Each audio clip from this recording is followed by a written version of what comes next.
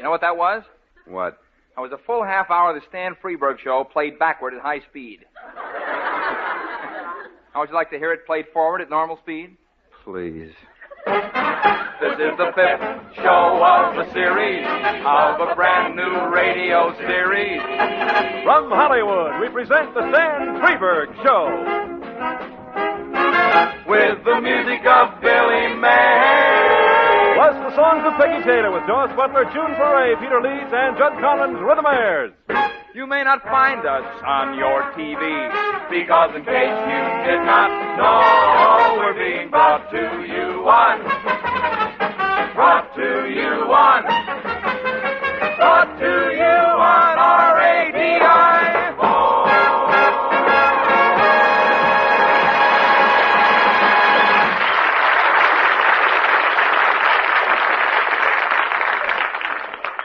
Good evening. Well, here it is, our 5th show already, and it's certainly been wonderful you folks to tune us in.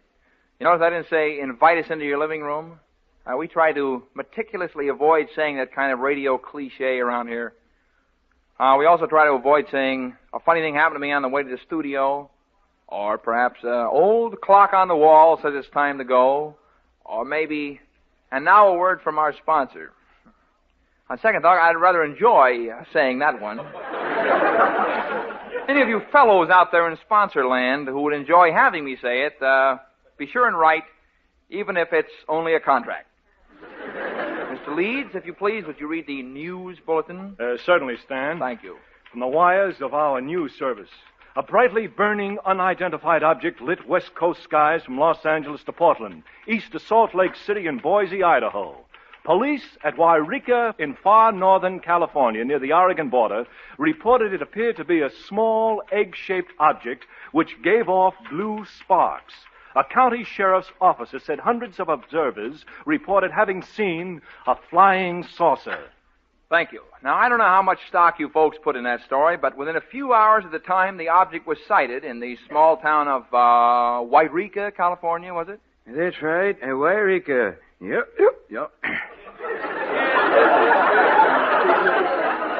A flying saucer actually landed and was captured by Mr. Leroy Phipps.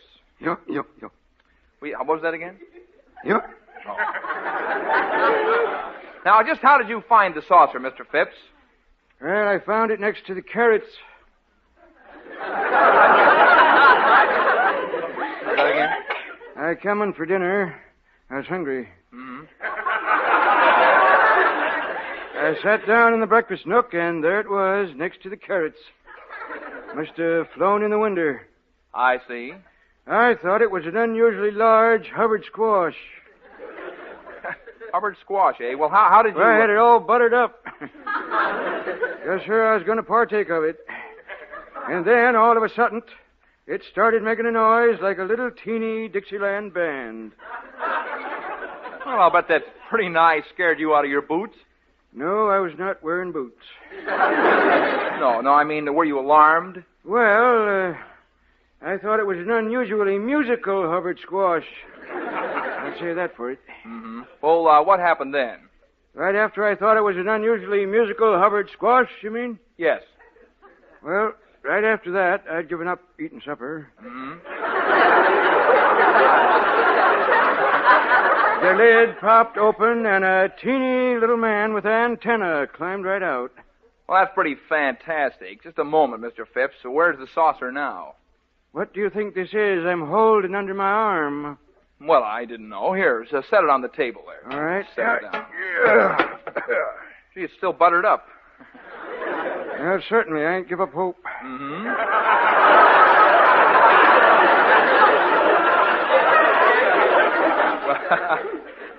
Well, I don't see any man with an antenna.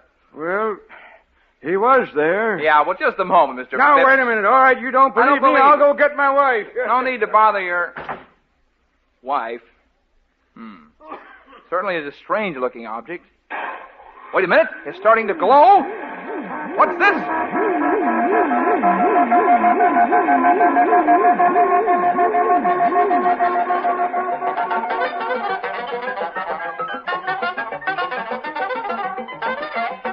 Ladies and gentlemen, this is amazing. Bring that other microphone over here, please. Ladies and gentlemen, the saucer is now giving off rather blue sparks. Now a little door is opening. And the little man is coming out.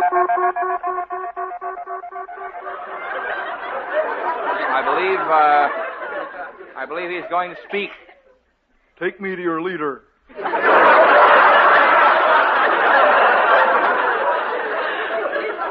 No, that's the microphone. I'm over here. Are you an Earthman? Yes, I am. What did you think I was? I don't know. I thought you were an unusually talkative Hubbard squash.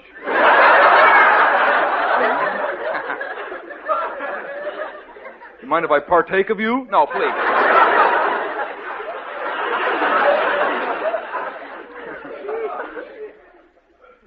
My name is Stan Freburg, actually. Where are you from? My name is Orville. I'm from the moon. I got a letter from my sister. She was on your show 2 weeks ago.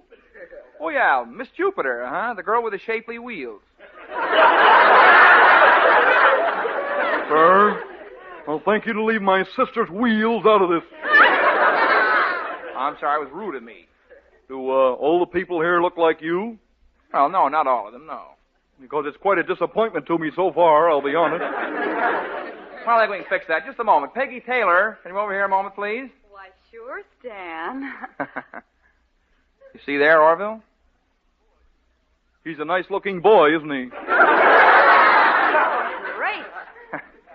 I hadn't exactly thought of her like that. I must have a talk with you sometime, Orville. By the way, what made you decide to leave the moon? Well, I didn't care for the climate. We had this stuff in the air. It was a kind of a mixture of smoke and fog. The politicians tried to blame it on the exhaust from the flying saucers. But actually, it was caused by the green cheese refineries. I see. Oh, they kept promising to do something about it, but they never did. Big business, I got tired of my eyes burning and came here to Los Angeles to get away from it. Oh? You think I'll like it here better? Well, I wouldn't send your laundry out for a while. Hey, Freeb, Yeah? how about an introduction to the tomato? Tomato, where? Orville, that's a typewriter. I'd like to see that in a bikini. That's ridiculous. Don't knock it if you haven't seen it.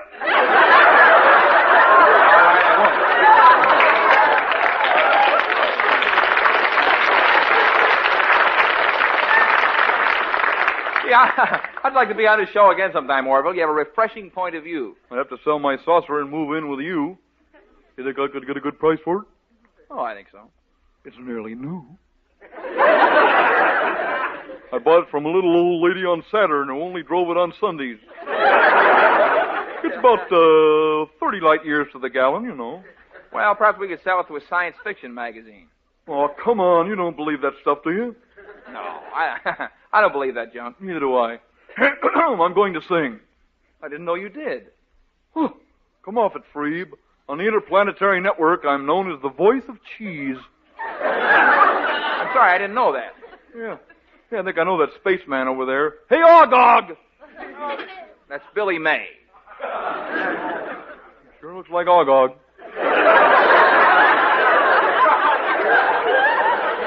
May I sing now? I have a song for my relatives back home. Fine. Hit it, Ogog. Everybody on yon twinkling star, doesn't matter on which one you are. If you're digging me on your radar, hello out there, hello. Take it, Freeb.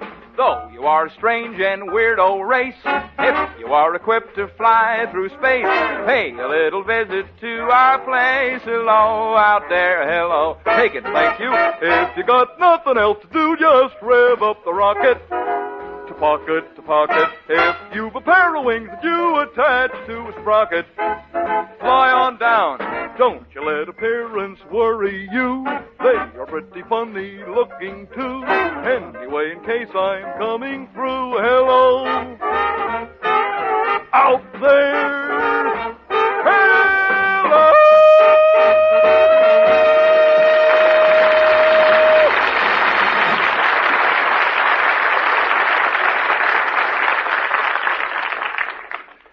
last week we had the pleasure of presenting Dr. Herman Horn, the noted electronics scientist, in the first of 3 lectures on hi-fi. Last week we had such wonderful hi-fi demonstrations as the mating call of the aardvark, Luella Parsons putting catsup on a clam sandwich at the Brown Derby. Goodness knows what fascinating experience is in store for us tonight. And here he is, that man about electrons, Dr. Herman Horn.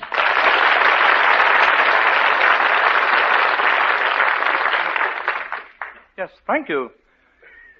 By way of simple explanation to the layman, which is a polite way of saying cloth head,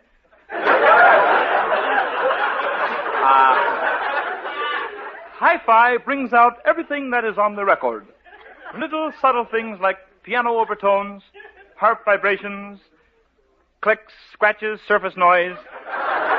All the things you couldn't hear before, and amplifies them with magnificent clarity. Yes. Hi-fi, of course, stands for high fidelity, and no home can be without it. In spite of what your wife says, ignore it. Ignore it. All women are troublemakers who would like to take the money their husbands need desperately for a new and better speaker and selfishly squander it on things like shoes for the children, homogenized milk, or perhaps a second dress. They can sit there and watch their husbands suffer with old equipment which has been obsolete for at least a week and deny him the new theater playback system he needs so badly. Shameful, shameful, Mrs. America.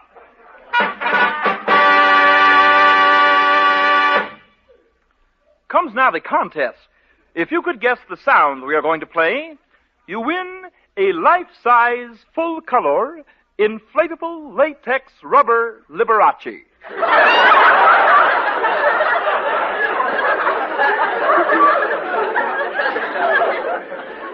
He comes in a sitting position with arms extended, ready to be blown up and set down at your very own piano.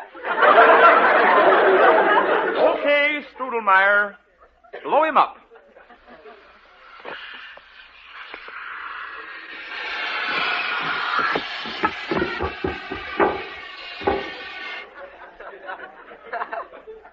Gee, that's realistic. Well, certainly looks like Lee. Well, on with the contest. Here is an ordinary sound that you hear around the house every day. What is it?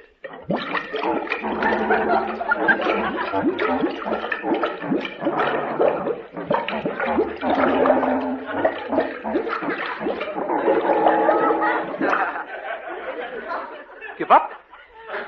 That was Benny Goodman in a skin diver's suit, 20 feet underwater, playing Danny Boy in a kelp bed. Too bad you missed. Well, try again. What is this?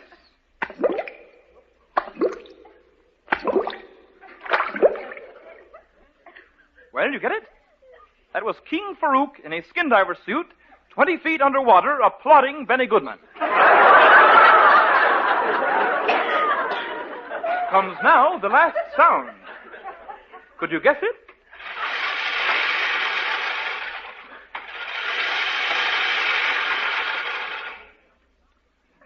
That was the sound of John L. Lewis giving his eyebrows a crew cut for the summer.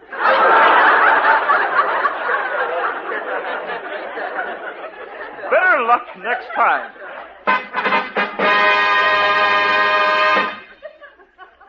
What a shame. Nobody won. All right, Strudelmeyer, let the air out of the latex piano player.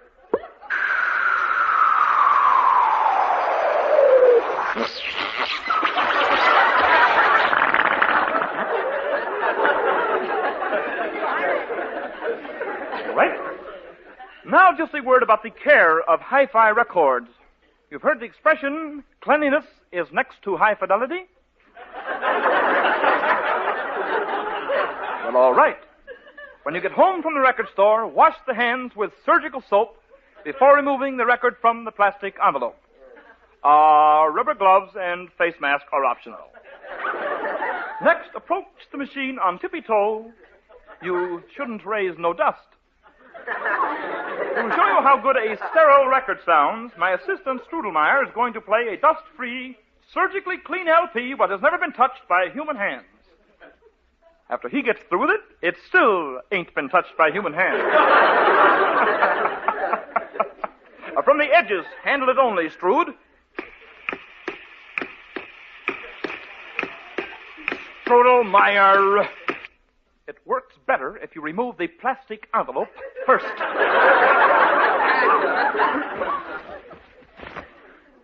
That's a little better.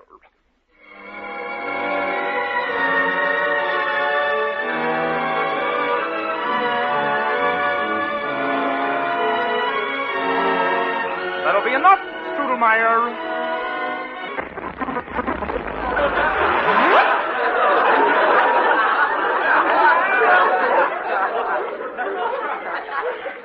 Well, you did it that time, Strudelmeyer. As you know, ladies and gentlemen, under the Hi-Fi Oath, Section 22, Paragraph 18, Strudelmeyer must be destroyed at once. Get a big fire going under that oil, Strudelmeyer. I want it boiling!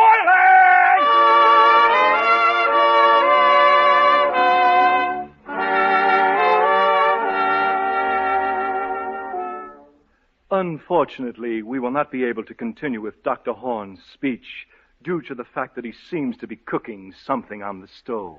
But he will be back again next week with more fascinating information on the subject of Hi-Fi.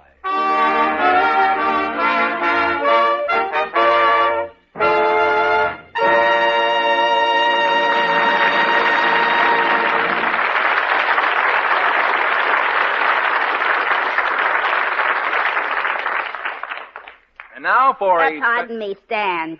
Oh, yes. So what is it, June Foray, as they say in radio? Do you mind if I go home now? Well, I don't have any other bits coming up. I know, but I'd like to have you stick around. I mean, why do you have to dash off? Is this your bowling night? No, that was last night. I want to get home and look at something. You mean on that little box with the screen? Yeah. Sorry, you know the rules here in radio, June. Oh, I'm sorry. come on, Stan. Let's deviate. Well, if you insist. We just happen to have one of those things in my dressing room. You do? Shh, don't tell anybody. Come on.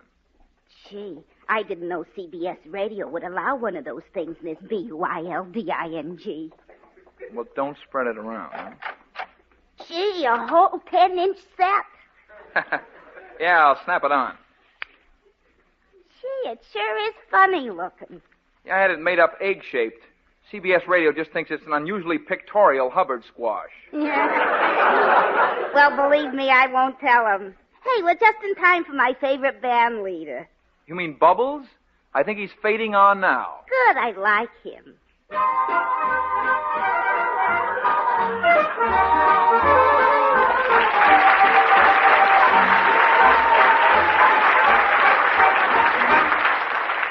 Thank you, and good evening, friends.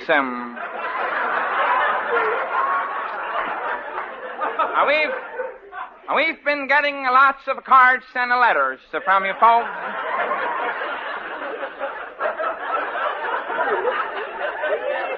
From you folks out there in television land. And we surely do thank you for all the cards and the letters from you folks out there in television land. Starting us off tonight is our trio, the Lemon Sisters. And girls, so what are you going to sing? We're going to sing thank you for all those cards and letters, you folks out there in television land. Lant. Lance. And apropos a number. A 1 and a 2 and...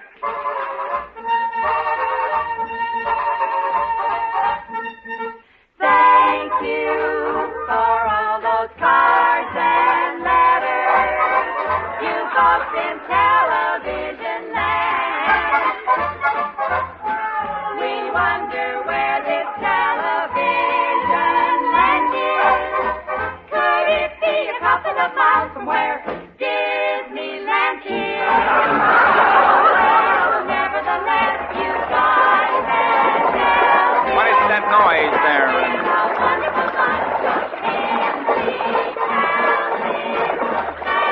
bubble machine. Turn off the bubble machine, please. Somebody. Folks.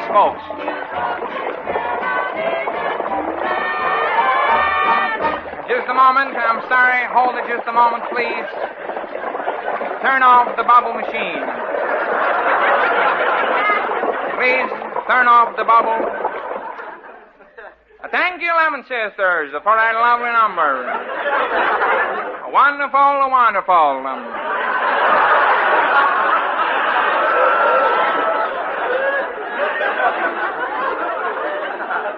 Now on the way to the show. There's that man with a deep, deep voice, Larry Looper. What are you going to sing for us, Larry? I'm going to sing thank you for all those cards and letters. I'm sorry that number has been taken. Well, I'll sing the Funny Old Hills then. Good. 1 and 2 and... I'm happy on the prairie all the day, singing Lady-O-Lay. Lady-O-Lay. And the funny old hills sing back to me, Lay-O-Lay. Hold it just a moment. Hold it. Bubbles don't come till the end of the program. Please turn off the bubbles. Turn off. Thank you, Larry. Thank you, Larry Looper. And now I would like to play a short instrumental medley based on the names of the girls. 1 and 2 and...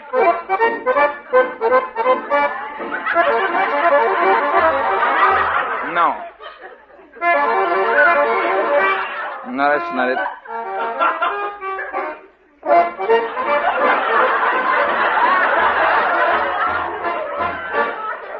Thank you so very much. I hope you enjoyed that short instrumental medley. Now here's that young man about town from the brass section, Stony Stonewell. To sing, please.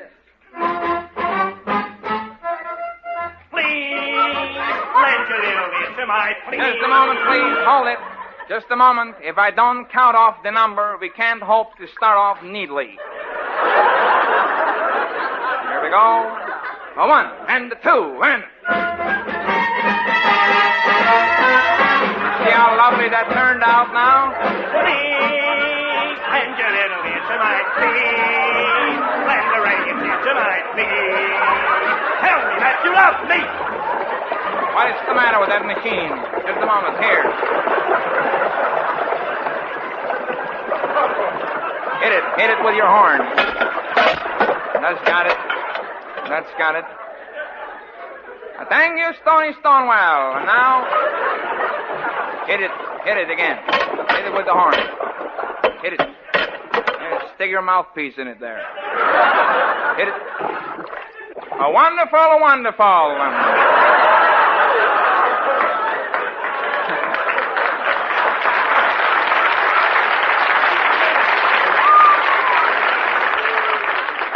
And now, on the way to the show. Here's our champagne lady, Alice Lean. What are you going to sing? I am going to sing Wonderful, and now on with the show. Ha ha. That's just a little laugh on me. And I got a little laugh on you when you get your paycheck this week. Alice is going to sing Moonlight and Shadows. 1 and 2.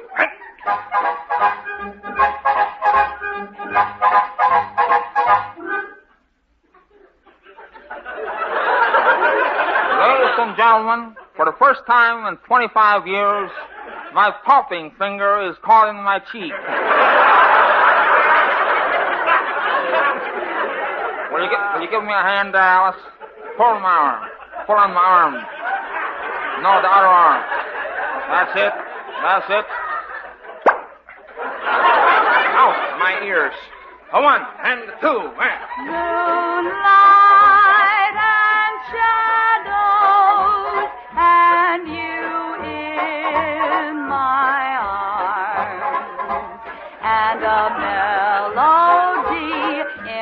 bamboo tree, my sweet.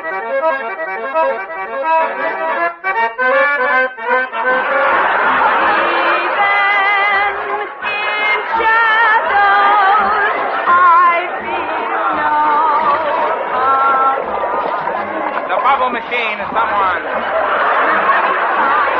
Hold the bubble machine. Hold it. Everybody out. Just a minute. Somebody stop the bubble machine. The whole ballroom is filling with the bubbles. Where are you, Alice? I'm shaving. It figures. I can't see the cameras. Here, let me set the accordion down on the stage. And I'll try and fix that thing. Bear with us, folks. Just one moment, please. See, the time is running out and we haven't even played a polka. Hold it, boys. Just a minute. I didn't mean... Hold it, Alice. Don't polka on my accordion.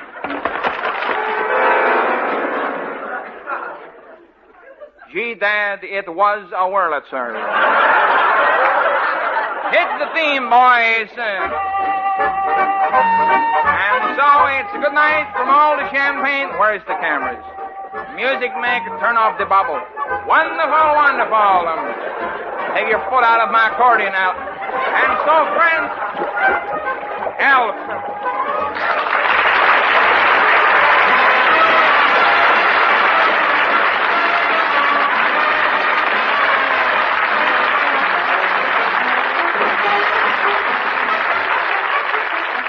The Stan Freburg Show is produced in Hollywood by Pete Barnum and is written by Stan Freburg and Pete Barnum with original songs by Stan Freburg. Featuring the music of Billy May, Judd Conlon for the Mares, and the songs of Peggy Taylor with Dawes Butler, Peter Leeds, and June Foray. Bud Sewell speaking. Oh, people, do you know what next Sunday is? No! What is next Sunday?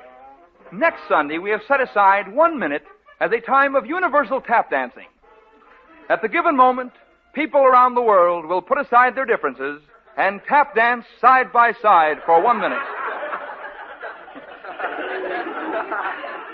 At the given time, stop. Get out of your car, step out of your houses, wherever you are, and let's tap dance with our fellow man. If you can't tap dance, don't just sit there. Snap your fingers. Or at the very least, hum Tea for Two. We'll have microphones set up around the world as each country joins in. That's a week from tonight as we set aside a time of universal tap dancing. Let this, then, be the first move toward international brotherhood. Until next week, this is Stan Freburg saying, brush up on those taps. God bless you for listening, and good night.